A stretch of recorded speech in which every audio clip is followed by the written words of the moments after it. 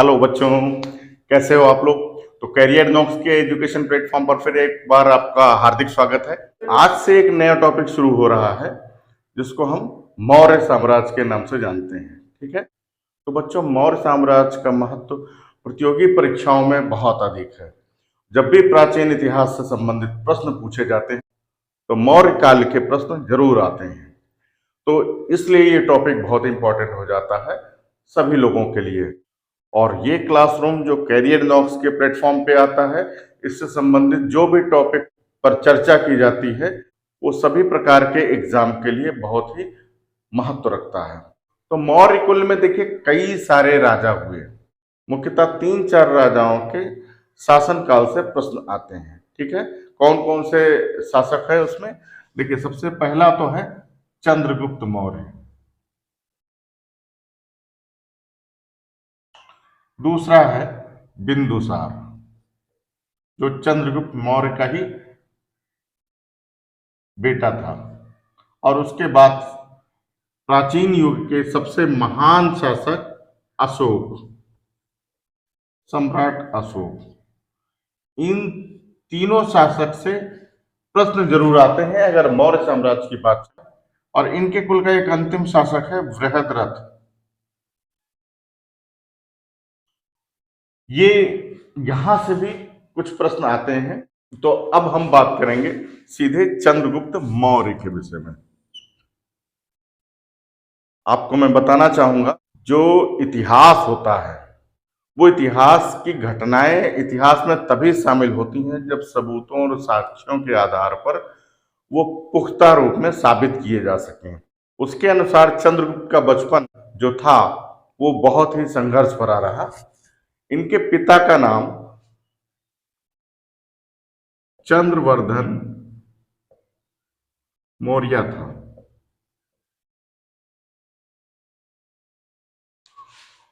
मौर्य वंश के अंतिम शासक धनानंद ने चंद्रगुप्त के पिता यानी चंद्रवर्धन मौर्य को मार डाला। चंद्रगुप्त तब अवस्था में छोटा ही था और इसलिए इनका पालन पोषण, जब ये अनाथ हो गया तो इनका पालन पोषण एक गोपालक यानी गाय पालने वाले व्यक्ति ने किया। तो चंद्रगुप्त मौर्य का बचपन गरीबी भरा रहा। एक समय की बात है कि तक्षशिला के एक आचार्य, जिनका नाम आप लोग जानते होंगे, जिनको चाणक्य के नाम से जानते हैं, इनके और भी 2 नाम हैं जो काफी प्रचलित हैं, जिसमें विष्णुगुप्त और कौटिल्य के नाम से लोग जानते हैं इन्हें। एक बार वो निकल रहे थे और चंद्रगुप्त तो ये खेल रहे थे अपने दोस्तों के साथ, और इनकी हरकत को चाणक्य ने देखा और ऑब्जर्व किया, उनका आकलन किया कि इस बच्चे में एक अच्छे शासक के पूरे गुण हैं। तो कुछ पढ़ देकर के चंद्रगुप्त मौर्य को खरीद लिया और इसके बाद इनको अपने साथ तक्षशिला विश्वविद्यालय ले गए और वहां पे इनको सभी विषयों की शिक्षा दीक्षा और युद्ध से संबंधित सभी अस्त्र और शस्त्र चलाने की शिक्षा दी। चंद्रगुप्त मौर्य के अंदर जो एक शासक के गुण थे बचपन से, उस पर काम किया और इसके अंदर के शासक को बाहर निकाला और इतना महत्वाकांक्षी बनाया कि इन्होंने मगध पर आगे चल के अधिकार कर लिया। होता क्या है कि सन 323 ईसा पूर्व में धनानंद और चंद्रगुप्त के बीच में एक युद्ध हुआ और यह युद्ध काफी समय तक चला। अंत में चंद्रगुप्त मौर्य ने धनानंद का वध कर डाला।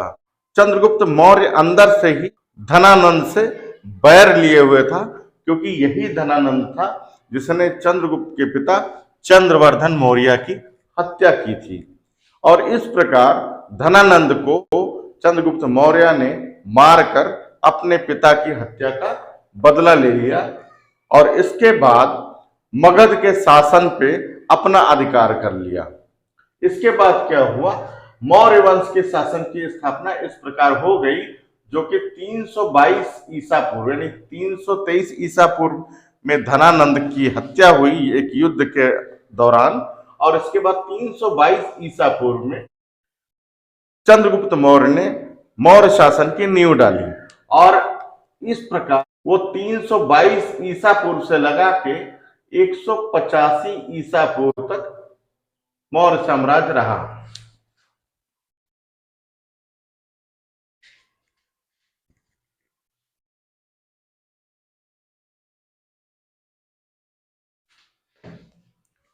और इस प्रकार चंद्रगुप्त मौर्य ने मौर्य साम्राज्य की स्थापना की 322 ईसा पूर्व में, जो कि 322 ईसा पूर्व से शुरू होकर 185 ईसा पूर्व तक कायम रहा। अब चंद्रगुप्त मौर्य ने 322 ईसा पूर्व ये गद्दी पर बैठे और 298 ईसा पूर्व के पश्चात इनका बेटा बिंदुसार गद्दी पर बैठा। और इन 24 साल के इतिहास में बहुत कुछ बदल गया। आइए जानते हैं क्या क्या हुआ। अब ये जो धनानंद और चंद्रगुप्त मौर्य के बीच में जो युद्ध हुआ था, इस युद्ध का साक्ष्य एक पुस्तक के माध्यम से मिलता है। आप सब लोग जानते होंगे, मुद्रा राक्षस का नाम सुना होगा। इसको लिखा था विशाख दत्त ने। किसने लिखा था? विशाख दत्त ने। विशाख दत्त ने मुद्रा राक्षस लिखा और इसका विषय था धनानंद और चंद्रगुप्त मौर्य के बीच में हुए युद्ध का पूरा विवरण इस पुस्तक में उपलब्ध है। चंद्रगुप्त मौर्य धनानंद को हराकर और 322 ईसा पूर्व में गद्दी पर बैठा। आगे हम बात करते हैं चंद्रगुप्त मौर्य के कुल की, ये किस कुल के थे। तो जैन धर्म और बौद्ध धर्म के मुताबिक ये क्षत्रिय कुल के थे। किसके? जैन व बौद्ध धर्म के मुताबिक ये किसके? क्षत्रिय कुल के थे। और अन्य पुराण और ब्राह्मण के मुताबिक ये शूद्र कुल के थे। ठीक है, तो थोड़ा मतभेद है इनके कुल को लेकर के। और इसके बाद हम पढ़ेंगे सेंड्रोकोट्स और एंड्रोकोट्स। तो यूनान में जो कथा प्रचलित है उसमें सेंड्रोकोट्स और एंड्रोकोट्स का जिक्र आता है। वास्तव में जो विलियम जोन्स हैं उन्होंने यह साबित किया कि ये जो सेंड्रोकोट्स है और एंड्रोकोट्स ये दो नाम एक व्यक्ति के हैं। और वो कौन सा व्यक्ति है? वो है चंद्रगुप्त मौर्य, भारत का चंद्रगुप्त मौर्य।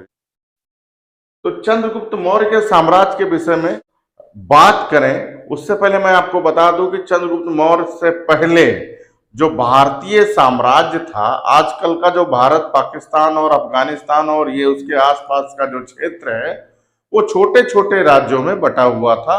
तो चंद्रगुप्त जब आए तो इन्होंने क्या किया, उन छोटे छोटे राज्यों को मिलाकर एक कर दिया। तो हम बात करते हैं इनके साम्राज्य की। तो इनका साम्राज्य उत्तर में कश्मीर,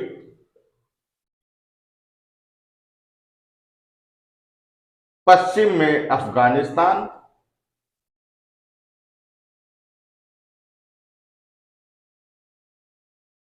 पूरब में बंगाल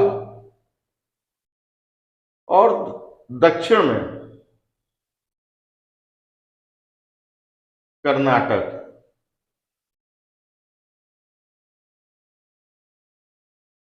ये अगर उस समय का अगर हम इसका टोटल क्षेत्रफल निकालें तो ये लगभग 5 लाख वर्ग किलोमीटर बैठता है, जो कि आज के भारत से काफी बड़ा। अब हम बात करते हैं सेल्यूकस से संबंधित। तो जब तक्षशिला में चंद्रगुप्त अध्ययन कर रहा था चाणक्य के देखरेख में, तो उस समय सिकंदर का आक्रमण भारत पर हो रहा था। 323 ईसा पूर्व में ही सिकंदर की, जो महान सिकंदर के नाम से जाना जाता था, उसकी मौत हो गई। और उसकी मौत के उपरांत सेल्यूकस राजा बना। और इधर क्या हुआ, चंद्रगुप्त मौर्य जब शासन में आया तो चंद्रगुप्त मौर्य ने धीरे धीरे मगध के अलावा सिंध और पंजाब के क्षेत्रों को भी अपने अधिकार में ले लिया। और इन्होंने अपने साम्राज्यवादी नीति के अनुसार अपना क्षेत्र बढ़ाते गए। और इस बात को सेल्यूकस सहन नहीं कर सका और उसने चंद्रगुप्त मौर्य पर आक्रमण कर दिया। ये आक्रमण हुआ था 305 ईसा पूर्व में। तो जब सेल्यूकस ने चंद्रगुप्त मौर्य पर आक्रमण किया तो चंद्रगुप्त मौर्य ने सेल्यूकस की सेनाओं को पराजित कर दिया। और हार के बाद सेल्यूकस बहुत प्रभावित हुआ चंद्रगुप्त मौर्य से, और इसके बाद सेल्यूकस ने अपनी पुत्री, जिसका नाम था हेलेना, क्या नाम था? हेलेना। हेलेना का विवाह चंद्रगुप्त मौर्य से कर दिया और साथ ही 4 क्षेत्रों को चंद्रगुप्त मौर्य के अधिकार क्षेत्र में भी दे दिया, जिसमें से काबुल का पूरा एरिया, कंधार, हेरात और मकरान, मकरान जिसे आजकल हम बलूचिस्तान के नाम से जानते हैं, ये चारों एरिया चंद्रगुप्त मौर्य को उपहार स्वरूप दिया। तो वैवाहिक संबंध जुड़ जाने के बाद चंद्रगुप्त को ये 4 क्षेत्र और मिले, और चंद्रगुप्त मौर्य ने ये सब देखकर खुश होकर सेल्यूकस को वैवाहिक संबंध के नाते 500 हाथी प्रदान किए। इस प्रकार इनका रिश्ता भी बहुत ही मजबूत हो गया। फिर हम बात करते हैं कि चंद्रगुप्त मौर्य की उस समय की जो सेना थी वो बहुत ही विशाल थी। उस समय की सेना में 6 लाख सैनिक थे। किसके पास? चंद्रगुप्त मौर्य के पास। इस संबंध में जस्टिन प्लूटार्क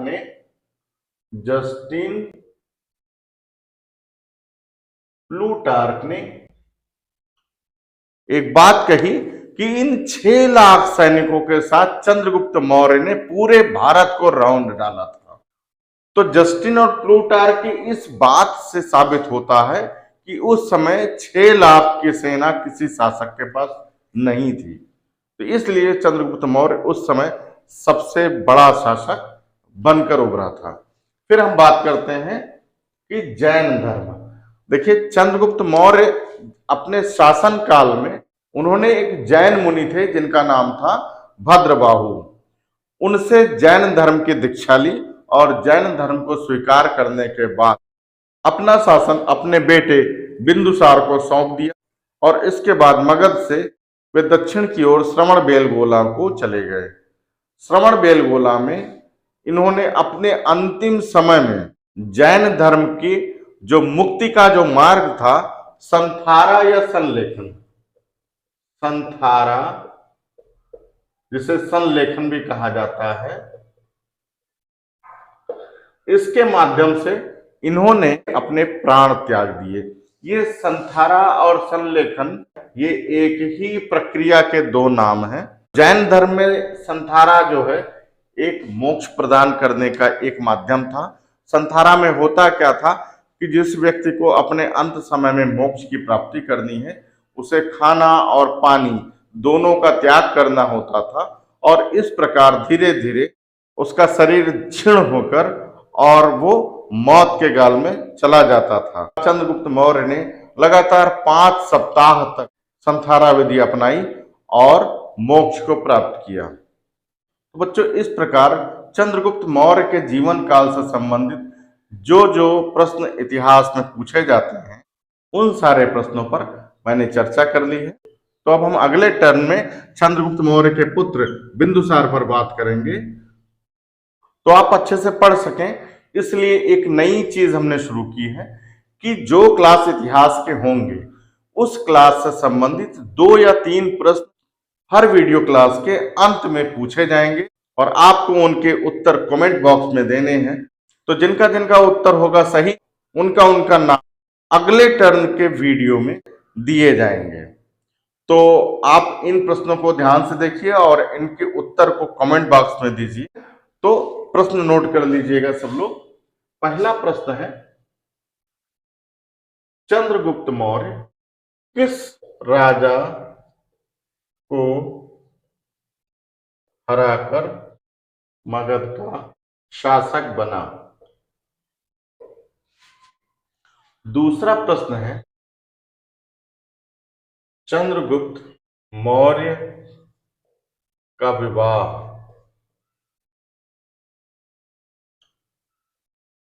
किससे हुआ? और तीसरा प्रश्न है, चंद्रगुप्त के पास कितनी संख्या में सैनिक थे?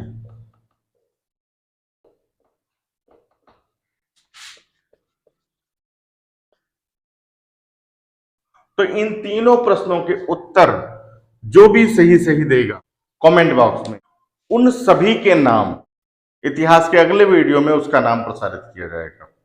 ठीक है, तो इन सभी के जवाब आपको देने होंगे, तो प्रश्न एक बार नोट कर लीजिए। तो आज का ये वीडियो क्लास समाप्त होता है और आपको मैं एक बार इतिहास के शेड्यूल के विषय में बता, तो YouTube पर कैरियर नॉक्स की ओर से हर सोमवार, बुधवार और शुक्रवार को इतिहास की क्लासेस अपलोड होती हैं और ये क्लासेस 5 से 6 के आसपास शाम को अपलोड होती हैं। ठीक है, तो आप सब इस क्लास में जरूर आए, क्योंकि इससे इतिहास बन जाता है बहुत ही आसान। तो मिलते हैं अगले क्लास में, तब तक के लिए नमस्कार।